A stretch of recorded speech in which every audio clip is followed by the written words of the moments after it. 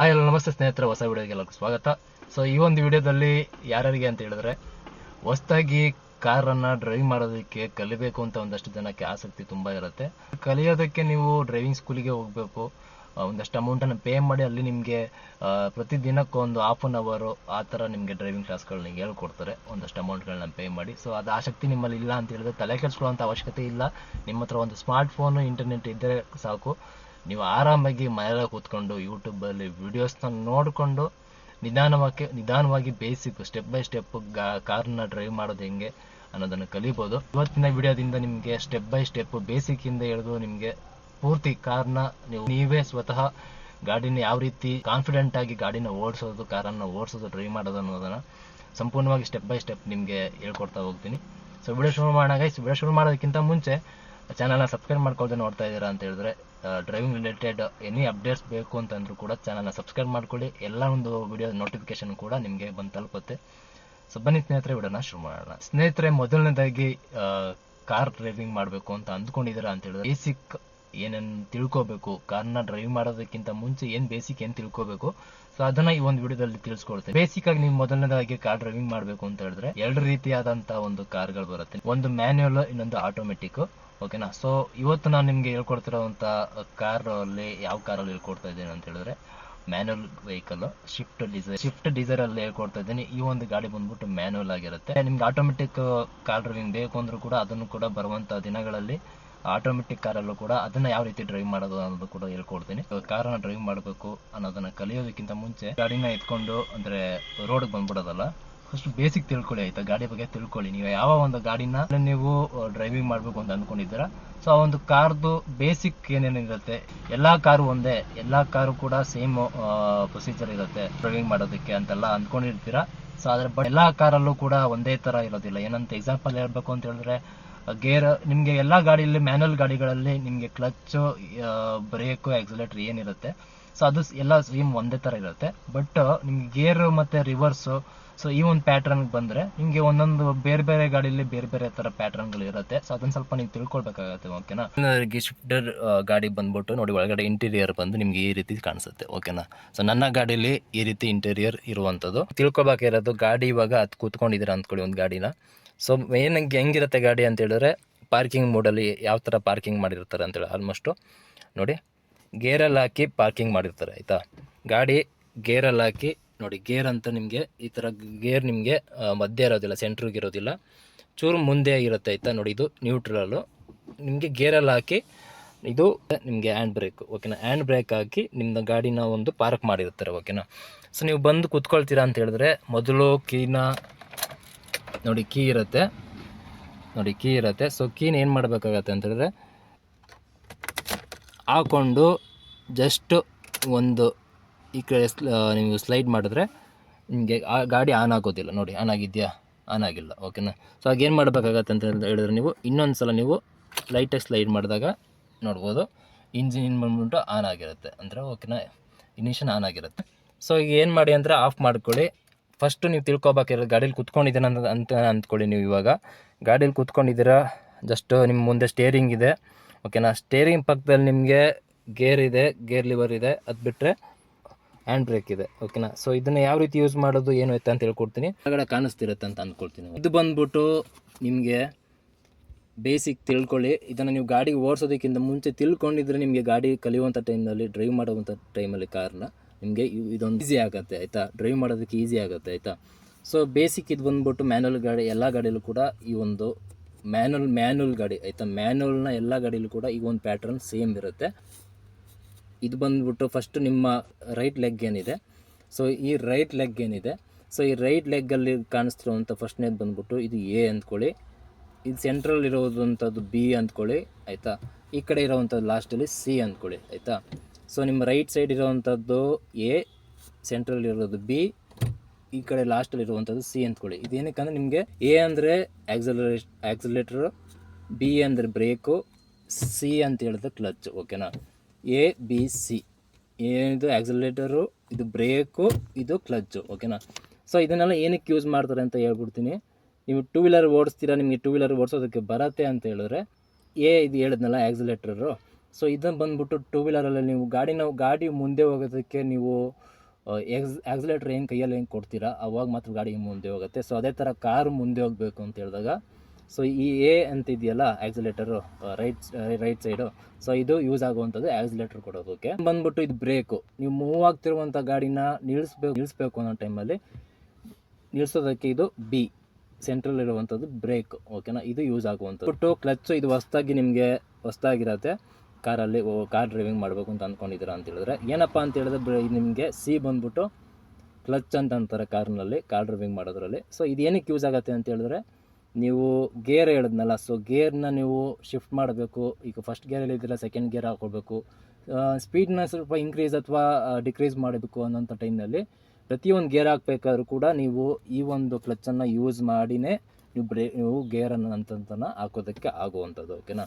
So ತಿಳ್ಕೊಂಡಿದ್ದೀರಾ ಈ ಮೂರು ಏನೇನಕ್ಕೆ use ಆಗುತ್ತೆ ಕಾರ್ ಡ್ರೈವಿಂಗ್ ಮಾಡುವಂಥ ಟೈಮಲ್ಲಿ. ಹಾಕೊಂಡ್ರಲ್ಲ ಇದು ಹ್ಯಾಂಡ್ ಬ್ರೇಕು ಹೇಳಿದ್ನಲ್ಲ, ಎರಡು ಸೀಟ್ ಮಧ್ಯೆ ನಿಮಗೆ ಇದು ಹ್ಯಾಂಡ್ ಬ್ರೇಕ್ ಅಂತ ಇರುತ್ತೆ. ಸೊ ಇದಕ್ಕೆ ಏನಕ್ಕಪ್ಪ ಯೂಸ್ ಮಾಡ್ತಾರೆ ಅಂತ ಹೇಳಿದ್ರೆ, ಈಗ ಗಾಡಿನ ನೀವು ಎಲ್ಲೋ ಒಂದು ಕಡೆ ಪಾರ್ಕ್ ಮಾಡ್ತೀರಾ. ಸೊ ಪಾರ್ಕ್ ಮಾಡುವಂಥ ಟೈಮ್ನಲ್ಲಿ ಒಬ್ಬೊಬ್ರಿಗೆ ಇದು ಅಭ್ಯಾಸ ಇರುತ್ತೆ, ಒಬ್ಬೊಬ್ರಿಗೆ ಇದು ಅಭ್ಯಾಸ ಇರೋದಿಲ್ಲ. ಸೊ ನಾನು ಏನಪ್ಪ ಹೇಳ್ತೀನಿ ಅಂತ ಹೇಳಿದ್ರೆ, ನೀವು ಗಾಡಿ ಕಲಿತಿದ್ರೆ ಕಾರ್ನ ಅಂತ ಹೇಳಿದ್ರೆ ಸೊ ಇದನ್ನು ಕಂಪಲ್ಸರಿಯಾಗಿ ಇದನ್ನು ಯೂಸ್ ಮಾಡೋದನ್ನು ಕಲ್ತ್ಕೊಳ್ಳಿ. ಇದು ಯೂಸ್ ಮಾಡೋದು ಏನೂ ಇಲ್ಲ, ವೆರಿ ಸಿಂಪಲ್ಲು.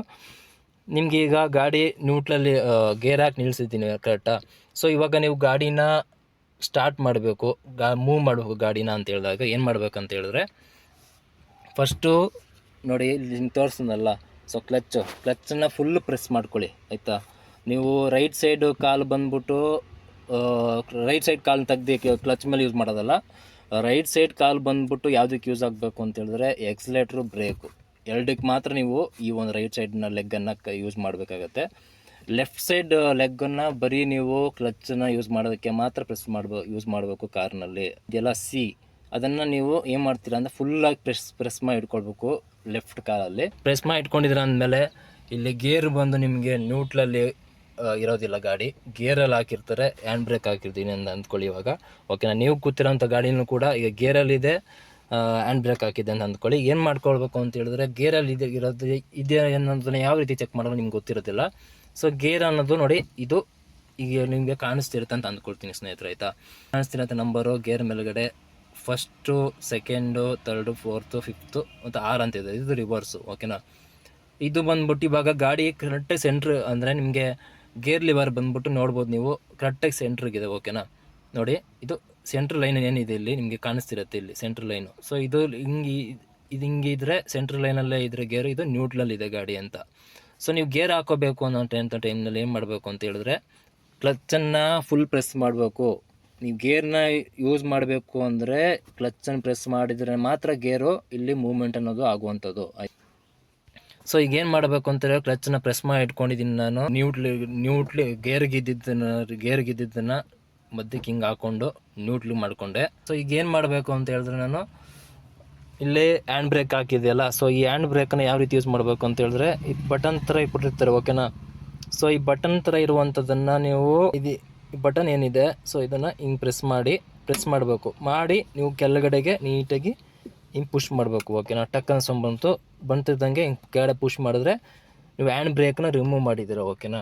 ಸೊ ಇದು ಮೇನಕ್ಕೆ ಯೂಸ್ ಆಗುತ್ತೆ ಅಂತೇಳಿ ನೀವು ಅಪ್ಪಲ್ಲಿ ನಿಲ್ಲಿಸಿರ್ತೀರ ಗಾಡಿನ. ಸೊ ಅಂಥ ಟೈಮ್ನಲ್ಲಿ ಇದು ಗಾಡಿ ಮೂವ್ ಆಗುವಂಥ ಚಾನ್ಸಸ್ ಜಾಸ್ತಿ ಇರುತ್ತೆ ನೀವು ಇದನ್ನು ಹಾಕ್ತಾ ನಿಲ್ಲಿಸಿದ್ರೆ ಅವಾಗ. ಸೊ ಇದನ್ನು ಈ ರೀತಿ ಹಾಕಿ ನಿಲ್ಲಿಸಿದಾಗ ಇದನ್ನು ಹಾಕಬೇಕು ಅಂತ ಏನಿಲ್ಲ, ವೆರಿ ಸಿಂಪಲ್ಲು. ಜಸ್ಟ್ ಇದನ್ನು ಹಿಂಗೆ ಮೇಲುಗಡೆ ಹೇಳಿದ್ರೆ ಸೌಂಡ್ ಬಂತ ಟ್ರಕ್ ಅಂತ. ಸೊ ಹಿಂಗೆ ಫುಲ್ಲಾಗಿ ಹಿಂಗೆ ಎಳ್ದು ಹಿಂಗೆ ನಿಲ್ಲಿಸಿದ್ರೆ, ಗೇರ್ ಹಾಕಿ ನಿಲ್ಲಿಸಿದಾಗ ನೀವು ಗಾಡಿ ಎಲ್ಲೂ ಮೂವ್ ಆಗೋದಿಲ್ಲ, ನಿಂತಿರೋ ಜಾಗದಲ್ಲಿ ನಿಂತ್ಕೊಂಡಿರುತ್ತೆ. ರಿಮೂವ್ ಮಾಡಿದ್ದೀರಾ ಅಂತ ಅರ್ಥ, ಆಯಿತಾ, ತೆಗ್ದಿದ್ದೀರಾ ಅಂತ ಅರ್ಥ. ಸೊ ಈಗ ಏನು ಮಾಡ್ತೀರಾ ಅಂತ ಹೇಳಿದ್ರೆ, ಹ್ಯಾಂಡ್ ಬ್ರೇಕ್ ರಿಮೂವ್ ಮಾಡಿದ್ದೀರಾ, ಗೇರು ನ್ಯೂಟ್ರಲ್ಲಿದೆ, ಓಕೆನಾ. ಸೊ ಕ್ಲಚ್ಚನ್ನು ಪ್ರೆಸ್ ಮಾಡಿ ಇಟ್ಕೊಂಡಿದ್ದೀರಾ. ಈಗ ಗಾಡಿನ ಮೂವ್ ಮಾಡಬೇಕು. ಗಾಡಿ ಮೂವ್ ಮಾಡಬೇಕು ಅನ್ನೋಂಥ ಟೈಮ್ನಲ್ಲಿ ಏನು ಮಾಡಬೇಕು, ಸ್ಟೇರಿಂಗ್ ನೋಡ್ಕೊಳ್ಳಿ. ನಿಮ್ಮ ಸ್ಟೇರಿಂಗ್ ಬಂದ್ಬಿಟ್ಟು ಯಾವ ಆ್ಯಂಗಲ್ ಇರಲಿದೆ ಅಂತ. ಎಲ್ಲ ಗಾಡಿದು ನಿಮ್ಮದು ಲೋಗೋ ಏನಿರುತ್ತೆ ಗಾಡಿದು, ಸೊ ಅದು ಕರೆಕ್ಟಾಗಿ ನಿಮಗೆ ಸ್ಟ್ರೈಟಾಗಿರಬೇಕು ನೋಡಿ. ಈಗ ನಿಮ್ಗೆ ಕಾಣಿಸ್ತಿದೆ ಈಚೆ. ಸೊ ಈ ಥರ ಈ ಒಂದು ಆ್ಯಂಗಲ್ನಲ್ಲಿ ಸ್ಟ್ರೈಟಾಗಿ ಕರೆಕ್ಟಾಗಿ ಇದೆಯಾ ನೋಡ್ಕೊಳ್ಳಿ. ಹಿಂಗಿದ್ರೆ ಗಾಡಿ ಏನಾಗಿದೆ ಅಂತ ಸ್ಟ್ರೈಟಾಗಿ ಎಲ್ಲ ವೀಲ್ಗಳು ಕೂಡ ಸ್ಟ್ರೈಟಾಗಿ ಇರುತ್ತೆ ಅಂತ ಅರ್ಥ, ಓಕೆನಾ. ಸೊ ಇದನ್ನು ಚೆಕ್ ಮಾಡ್ಕೊಳ್ತೀರಾ. ಮಾಡಿಕೊಂಡು ಏನು ಮಾಡಬೇಕು ನೆಕ್ಸ್ಟು ಅಂತ ಹೇಳಿದ್ರೆ, ಸೀಟ್ ಬೆಲ್ಟ್ ಹಾಕ್ಕೋಬೇಕು ಮೇಯ್ನು, ಓಕೆನಾ. ನೀವು ಡ್ರೈವ್ ಮಾಡೋದಕ್ಕಿಂತ ಮುಂಚೆ ಪ್ರತಿ ಸಲನೂ ಕೂಡ ನೀವು ಕಲಿಬೇಕಾದ್ರೂ ಅಷ್ಟೇ, ಎಂಥ ಎಕ್ಸ್ಪರ್ಟ್ ಆಗಿದ್ರು ನೀವು ಡ್ರೈವಿಂಗಲ್ಲಿ ಫಸ್ಟು ಸೀಟ್ ಬೆಲ್ಟ್ ಅನ್ನೋದನ್ನು ಹಾಕೋಬೇಕು. ನೀವು ಏನು ಮಾಡಬೇಕು ಅಂದರೆ ಸೀಟ್ ಅಡ್ಜಸ್ಟ್ಮೆಂಟನ್ನು ಮಾಡ್ಕೊಳ್ಬೇಕಾಗತ್ತೆ. ನಿಮ್ಗೆ ಯಾವ ಥರ ಕಂಫರ್ಟಬಲ್ ಆಗುತ್ತೆ ಸೀಟು, ಸೊ ಅದನ್ನು ಅಡ್ಜಸ್ಟ್ಮೆಂಟ್ ಮಾಡಿಕೊಂಡು ಕೂತ್ಕೊಳ್ಳಿ. ನೆಕ್ಸ್ಟ್ ಬಂದ್ಬಿಟ್ಟು ನಿಮಗೆ ಮಿರರು, ಇಲ್ಲಿ ಸೈಡ್ ಮಿರರ್ ಇರುತ್ತೆ ನೋಡಿ, ಸೈಡ್ ಮಿರರ್ನ ಎರಡು ಕಡೆ ರೈಟು ಮತ್ತು ಲೆಫ್ಟು, ಸೊ ಎರಡು ಕೂಡ ಅಡ್ಜಸ್ಟ್ ಮಾಡ್ಕೊಳ್ಳಿ. ಹಿಂಗೆ ಯಾವ ರೀತಿ ರೋಡ್ ಕಾಣಬೇಕು ಅದನ್ನು. ಮತ್ತು ಇಲ್ಲಿ ರೇರ್ ಮಿರರ್ದು ಕೂಡ ಇದನ್ನು ಕೂಡ ಅಡ್ಜಸ್ಟ್ ಮಾಡ್ಕೊಳ್ಳಿ, ಓಕೆನಾ. ಯಾಕಂದರೆ ಕ್ಲಚ್ ಮೇಲೆ ಕ್ಲಚ್ನ ಫುಲ್ಲಾಗಿ ಪ್ರೆಸ್ ಮಾಡಿರಬೇಕು. ಮತ್ತು ಕಾಲನ್ನ ರೈಟ್ ಕಾಲನ್ನ ನೀವು ಬ್ರೇಕ್ ಮೇಲೆ ಲೈಟಾಗಿ ಇಟ್ಕೊಂಡಿರಿ, ಆಯಿತಾ. ಇಟ್ಕೊಂಡು ಇಲ್ಲೇನು ಮಾಡ್ತೀರಾ ಅಂತ ಹೇಳಿದ್ರೆ ಕೀನ ಆನ್ ಮಾಡ್ಕೊಳ್ಬೇಕು ನೋಡಿ. ಜಸ್ಟ್ ಹಿಂಗೆ ಸ್ಲೈಡ್ ಮಾಡಿದ್ರೆ ಸೌಂಡ್ ಬಂತು ಗಾಡಿ. ಸೊ ಇವಾಗ ನಿಮಗೆ ಗಾಡಿ ಆನ್ ಆಗಿರೋ ಫೀಲು ನಿಮಗೆ ಆಗ್ತಾ ಇರುತ್ತೆ. ಸೊ ಅಂಥ ಟೈಮಲ್ಲಿ ಏನು ಮಾಡ್ತೀರಾ, ಕರೆಕ್ಟಾಗಿ ಈಗ ಆನ್ ಮಾಡುವಂಥ ಟೈಮಲ್ಲಿ ಏನು ಹೇಳ್ಕೊಟ್ಟೆ ನಾನು, ಕ್ಲಚ್ನ ಫುಲ್ ಪ್ರೆಸ್ ಮಾಡಿ ಇಟ್ಕೊಂಡಿರ್ಬೇಕು. ಪ್ಲಸ್ ಬ್ರೇಕ್ ಮೇಲೆ ಒಂದು ಲೈಟಾಗಿ ಬ್ರೇಕನ್ನ ಪುಷ್ ಮಾಡಿ ಇಟ್ಕೊಂಡಿರ್ಬೇಕು, ಓಕೆನಾ. ಸೊ ಇದು ನೋಡಿ, ಯಾವ ಕಾಲನ್ನ ಯಾವುದಕ್ಕೆ ಯೂಸ್ ಮಾಡಿದ್ದೀನಿ ನೋಡ್ಕೊಳ್ಳಿ. ನಿಮಗೆ ಸ್ಟಾರ್ಟಿಂಗ್ ಕನ್ಫ್ಯೂಸ್ ಆಗೋವಂಥದ್ದು ಕಾಮನ್ನು. ಸೊ ಅದನ್ನ ತಲೆ ಕೆಲ್ಸ್ಕೊಳಕ್ಕೆ ಒಬ್ಬರು ಹೋಗ್ತಾ ನಿಮಗೆ ಅದು ಅಭ್ಯಾಸ ಆಗಿಬಿಡುತ್ತೆ. ಮೈನ್ ರೋಡಲ್ಲಿ ನಾನು ಮಾಡ್ತಿಲ್ಲ, ಜಸ್ಟ್ ನೀವು ಕಲಿಬೇಕಾದ್ರೆ ನೀವು ಒಂದು ಸೈಲೆಂಟ್ ಆಗಿರುವಂಥ ಗಾಡಿಗಳು ಜಾಸ್ತಿ ಓಡಾಡದೇ ಇರುವಂಥ ಜಾಗದಲ್ಲಿ ಫಸ್ಟು ನೀವು ಗಾಡಿನ ತೊಗೊಂಡು ಹೋಗಿ, ಓಕೆನಾ. ಸೊ ಇಷ್ಟ ಆಗಿದೆ. ಇವಾಗ ನಾವು ಗಾಡಿ ಯಾವ ರೀತಿ ಮೂವ್ಮೆಂಟ್ ಮಾಡಬೇಕು, ಓಕೆನಾ. ಸೊ ತುಂಬ ಜನ ಗಾಬರಿ ಆಗ್ತಿರೋ ಗಾಡಿನ ಮೂವ್ಮೆಂಟ್ ಮಾಡೋವಂಥ ಟೈಮಲ್ಲಿ ತಲೆ ಕೆಡ್ಸ್ಕೊಳ್ಳೋಕ್ಕೇನು ಹೋಗ್ಬೇಡಿ. ಜಸ್ಟ್ ಏನೂ ಇಲ್ಲ, ನೀವು ಮಾಡಬೇಕಾಗಿರೋದು ಇಷ್ಟೇ. ಈಗ ನ್ಯೂಟ್ರಲ್ಲಿದೆ ಗಾಡಿ, ಕರೆಕ್ಟಾಗಿದೆ, ಓಕೆನಾ. ಇದರಲ್ಲಿ ನಿಮಗೆ ತಿಳಿಸ್ಬೇಕು ಅಂತ ಹೇಳಿದ್ರೆ ಒಂದೊಂದು ಗಾಡಿದು ಒಂದೊಂದು ಥರ ಇದು ಸಿಸ್ಟಮ್ ಇರುತ್ತೆ. ಯಾವ ಥರ ಅಂತ ಹೇಳಿದ್ರೆ ರಿವರ್ಸ್ ಬಂದ್ಬಿಟ್ಟು ನಿಮಗೆ ಫಸ್ಟ್ ಇದೆಯಲ್ಲ ಇಲ್ಲಿ, ಸೊ ಮುಂದ್ಗಡೆನೇ ನಿಮಗೆ ರಿವರ್ಸ್ ಇರೋ ಒಂದೊಂದು ಗಾಡೀಲಿ ರಿವರ್ಸ್ ಇರುತ್ತೆ. ಒಂದೊಂದು ಗಾಡೀಲಿ, ನನ್ನ ಗಾಡೀಲಿ ನೋಡಿ 5th ಗೇರ್ ಕೆಳಗಡೆ ಲಾಸ್ಟಲ್ಲಿ ಕೆಳಗಡೆ ನಿಮಗೆ 6 ಅಂತ ಇದೆ, ರಿವರ್ಸ್ ಇದೆ. ಒಂದೊಂದು ಗಾಡೀಲಿ ಮುಂದ್ಗಡೆ ಇರುತ್ತೆ, 5th ಜಾಗದಲ್ಲಿ ರಿವರ್ಸ್ ಇರುತ್ತೆ, ಓಕೆನಾ. ಒಂದೊಂದು ಗಾಡೀಲಿ ಪುಷ್ ಮಾಡಿ ರಿವರ್ಸ್ ಹಾಕೋ ಥರ ಇರುತ್ತೆ ಆಪ್ಷನ್ನು, ಗೇರ್ ಲಿವರ್ನ. ಸೊ ಒಂದೊಂದು ಗಾಡೀಲಿ ಒಂದೊಂದು ಥರ ಇರುತ್ತೆ. ಫಸ್ಟ್ ನೀವು ಇದು ಒಂದು ಗಾಡಿ ತಿಳ್ಕೊಂಡ್ರೆ ನಿಮ್ಗೆ ಆಲ್ಮೋಸ್ಟ್ ಅದು ಗೊತ್ತಾಗ್ಬಿಡುತ್ತೆ. ಸೊ ಈಗ ನ್ಯೂಟ್ರಲ್ಲಿದೆ ಗಾಡಿ, ಓಕೆನಾ. ಸೊ ನೀವು ಶಿಫ್ಟ್ ಮಾಡಬೇಕು ಅನ್ನೋಂಥ ಟೈಮಲ್ಲಿ ಗೇರ್ನ ಯಾವ ಥರ ಅಂತ ಹೇಳಿದ್ರೆ ನಿಮ್ಗೆ ಹೇಳ್ಕೊಟ್ಟಿದ್ದೆ. ನಿಮಗೆ ಕ್ಲಚ್ನ ಯಾವ ರೀತಿ ನೀವು ಕ್ಲಚ್ನ ಇಟ್ಕೊಳ್ಬೇಕು ಅಂತ ಪುಷ್ ಮಾಡಿ. ಸೊ ಇಟ್ಕೊಂಡಿದ್ದೀರಾ ಅಂತ ಅಂದ್ಕೊಳ್ಳಿ.